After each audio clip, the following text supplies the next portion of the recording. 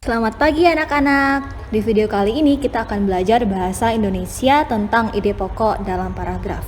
Tonton video ini sampai akhir ya. Di video pembelajaran kali ini kita akan belajar bagaimana menyajikan hasil identifikasi pokok pikiran dalam teks tulis dan lisan, secara lisan, tulis, dan visual. Tujuannya dengan membaca anak-anak dapat menentukan ide pokok, kemudian dapat menuliskannya dan mengembangkan ide pokok tersebut menjadi paragraf menggunakan bahasa kalian sendiri ya. Sebelum kita masuk lebih dalam lagi, coba kita ingat-ingat lagi apa itu ide pokok. Iya, ide pokok adalah inti atau dasar atau gagasan utama dari suatu teks ya. Jadi ide pokok itu berisi hal utama yang penulis mau sampaikan ke pembaca. Ide pokok adalah gagasan dasar yang menjadi dasar pengembangan paragraf itu. Minggu lalu anak-anak sudah berhasil menentukan ide pokok dari sebuah teks bertema COVID-19.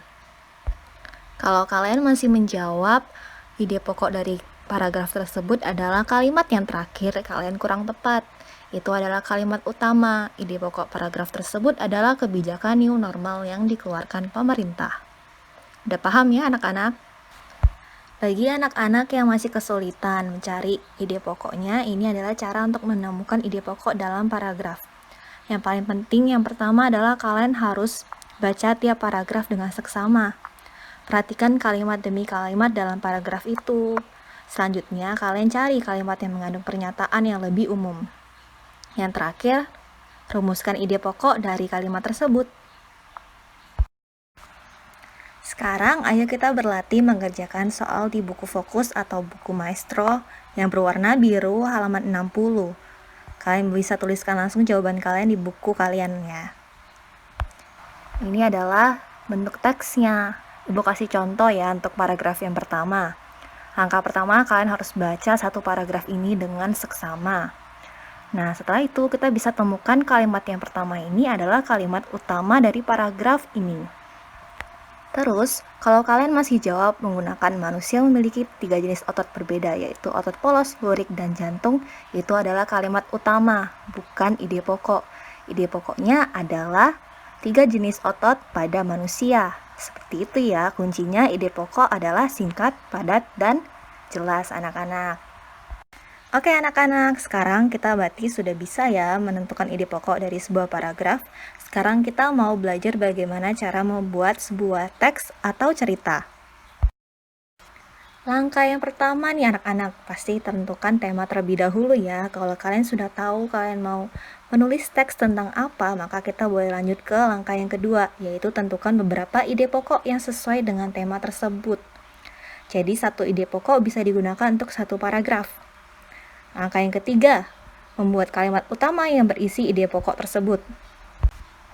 Setelah kalian sudah buat tuh beberapa ide pokok yang mau kalian kembangkan, ide pokok itu kalian ubah menjadi satu kalimat. Setelah itu, kita bisa lanjut ke langkah yang 4, menuliskan informasi tambahan ke dalam beberapa kalimat untuk mendukung kalimat utama yang telah kalian buat.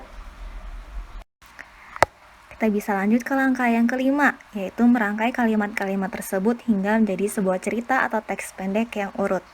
Yang urut itu artinya dalam satu paragraf, kalimat kalian harus saling berkesinambungan ya. Langkah yang keenam kita lanjut dengan kalian harus membaca teks yang kamu buat itu dengan seksama untuk memeriksa tadi kesinambungan antar paragraf juga. Perhatikan ejaan dan pemilihan kata saat merangkai kalimat. Gunakanlah bahasa Indonesia yang baik dan benar anak-anak. Sebelum kalian mengerjakan tugas yang akan Ibu berikan, anak-anak harus tahu ya bagaimana cara membuat paragraf yang baik dan benar. Karena di tugas sebelumnya Ibu dapatin sedikit dari kalian yang bisa membuat paragraf yang baik. Pertama, satu paragraf itu terdiri atas 3-5 kalimat ya anak-anak. Kalau cuma terdiri dari 2 kalimat atau 1 kalimat, itu belum termasuk paragraf. Jadi ingat, bikin kalimatnya 3-5, jangan kebanyakan juga ya. Terus yang kedua, perhatikan penggunaan kalimat efektif dalam paragraf.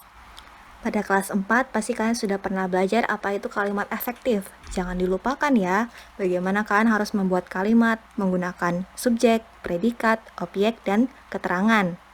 Langkah yang ketiga nih, kalimat pertama pada paragraf ditulis menjorok ke dalam ya anak-anak. Terus langkah yang keempat, awal kalimat, nama orang, nama tempat, hari dan bulan harus menggunakan huruf kapital. Ingat ini ya, jangan diulangi lagi kesalahan yang sama. Sekarang giliran anak-anak yang membuat sebuah teks ya. Tugas kalian adalah kembangkanlah tema penyakit pada alat gerak menjadi teks singkat yang padu. Soal yang pertama, tuliskan 3 ide pokok dengan tema penyakit alat gerak. 1 ide pokok untuk 1 paragraf ya anak-anak. Terus selanjutnya kembangkan 3 ide pokok yang udah kamu tentukan itu menjadi teks singkat yang terdiri atas 3 paragraf. Dengan tema penyakit pada alat gerak, anak-anak bisa kembangkan menjadi judul yang beragam ya. Jadi judulnya tidak harus penyakit pada alat gerak. Bisa saja kelainan pada tulang belakang atau penyakit pada otot manusia. Nah, Ibu akan berikan contohnya. Ibu memilih judul kelainan tulang belakang. Ide pokok yang Ibu buat di paragraf pertama adalah tulang belakang bisa mengalami gangguan. Lalu di paragraf kedua Ibu tentukan ide pokoknya adalah jenis-jenis kelainan tulang belakang. Dan terakhir di paragraf ketiga Ibu tentukan ide pokoknya adalah biasakan duduk dengan sikap yang benar. Nah, selanjutnya ini kalian bisa pause atau jeda dulu videonya, kalian baca nih contoh teks yang telah Ibu buat. Ingat, gunakanlah bahasa kalian sendiri dan bahasa Indonesia yang baik dan benar. Tiap paragraf dimulai dengan kalimat yang menjorok ke dalam ya anak-anak, dan gunakanlah huruf kapital setiap di awal kalimat. Ibu tambahkan lagi, saat membuat teks ini bukan mengarang ya anak-anak. Buatlah teks juga yang sesuai dengan materi yang sudah kalian pelajari di kelas IPA. Oke, sekian dari video pembelajaran Bahasa Indonesia hari ini. Kalian bisa tuliskan semua jawaban kalian di buku PS dan kumpulkan di Microsoft Teams malam ini juga, paling lambat jam 8 malam. Sampai jumpa!